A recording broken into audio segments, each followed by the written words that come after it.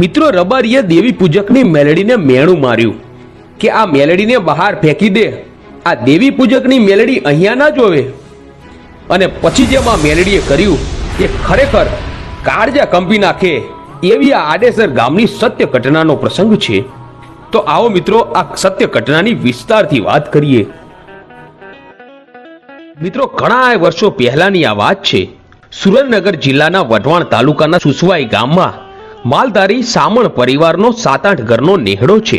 ત્યાં બે માલધારી ભાઈઓ રહે છે જેમનું નામ અર્જણ અને લક્ષ્મણ છે. પણ આ બંને ભાઈઓને ગરીબી આંટો લઈ ગઈ છે. અને આ બે ભાઈઓમાં જે અર્જણ બાપા છે તે આંખે આંધળા છે. અને આ આંધળા અર્જણ બાપાની પત્નીનું નામ હેમાબાઈ છે. અને આ ખાનદાની દીકરી પોતાના આંધળા પતિની રાત દિવસ સેવા પૂજા કરે છે. આ બંને ભાઈઓની પાસે 7 થી 8 ગાયો છે જે એની રોજ ચાકરી કરે છે. હવે એકવાર બન્યું એવું કે આ ગામમાં આ પરિવારને ખાવા પીવાના સાંસા પડવા લાગ્યા. એટલે એમનું ગામ છોડીને આખો પરિવાર પરદેશની વાટે ચાલ્યો છે. એમના નાના ભાઈ લક્ષ્મણ 7 થી 8 ગાયોને હાંકીને જાય છે અને આંધળા અર્જણભાઈને એમની પત્ની હાથેથી પકડીને ગામ મૂકીને નીકળે છે. પોતાનું જન્મસ્થળ છોડીને નીકળી જતા માલધારીઓની આંખોમાં આંસુડાની ધારા વહે છે. આમ ચાલતા ચાલતા દિવસ આથમવાનો સમય થયો છે.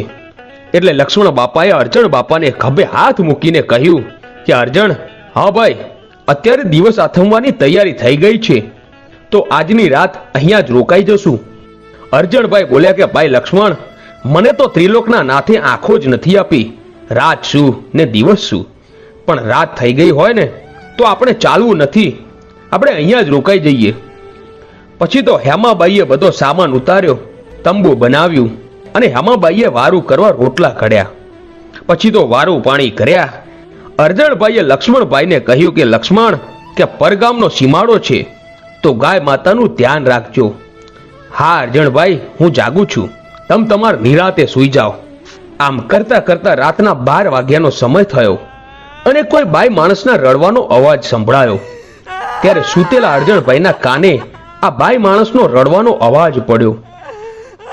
ત્યારે ત્યાં સૂતેલી એમની પત્ની હેમાબાઈને જગાડીને કહ્યું, અને આ કોઈ બાઈ માણસ રોઈ રહ્યું છે તો આજુબાજુમાં કોઈ ગામ છે કે કોઈ નેહડો છે કે શું છે એની તપાસ કરો. ત્યારે હેમાબાઈએ આમ તેમ આંખોના નેજવા કરીને જોયું અને કહ્યું કે હે સ્વામિનાથ, આટલામાં કોઈ નેહડો કે કોઈ ગામ નથી દેખાતું, પણ આટલામાં તો વેરાન વગડો જ છે. તો આ બાઈ માણસ કોણ રડી રહ્યું છે? ત્યારે ત્યાં લક્ષ્મણભાઈ જાગી અને મોટા ભાઈની પાસે આવે છે અને કહે છે કે મોટા ભાઈ, શું થયું? કે હે લક્ષ્મણ, આ વગડામાં કોઈ બાઈ માણસનો રડવાનો અવાજ આવે છે. તું અને તારી ભાભી બંને જાઓ અને તપાસ કરો કે આ વગડામાં કોણ રડી રહ્યું છે. પછી તો હાથમાં લાકડી લઈ લક્ષ્મણભાઈ આગળ જાય છે અને તેમની પાછળ તેમના ભાભી ચાલતા જાય છે. પછી તો થોડે દૂર ગયા અને જોયું તો એક બાઈ ધરતી પર તરફડિયા મારી રહી છે. એની આજુબાજુમાં કોઈ જ નથી દેખાતું અને આ બાઈને પ્રસૂતિની પીડા ઉપડી છે. પછી તો આ જોઈ હેમાબાઈ દીકરી પાસે પહોંચ્યા અને એનું માથું ખોળામાં લઈને માથે હાથ ફેરવીને એટલું કહ્યું કે દીકરી, તું કોણ છે અને અહીંયા ક્યાંથી? ત્યારે તે રડી રહેલી બાઈ એટલું બોલી કે માડી, આપ કોણ છો?